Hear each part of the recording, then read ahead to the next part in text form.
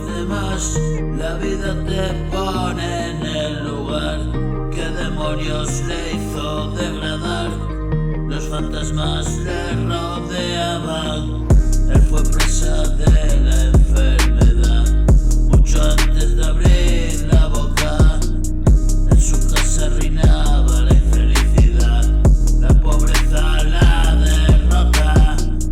Papá curra en el andamio, tiene 25 años.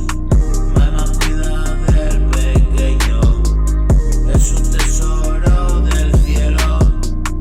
El tío bebe coñac, está jubilado ya. Un poquito a menos cuarto, le faltan 2 garcillas. Pasa la vida entre tanto, los 80 un calendario. Siendo niño todo está bien, no se percata, la muerte espera por él.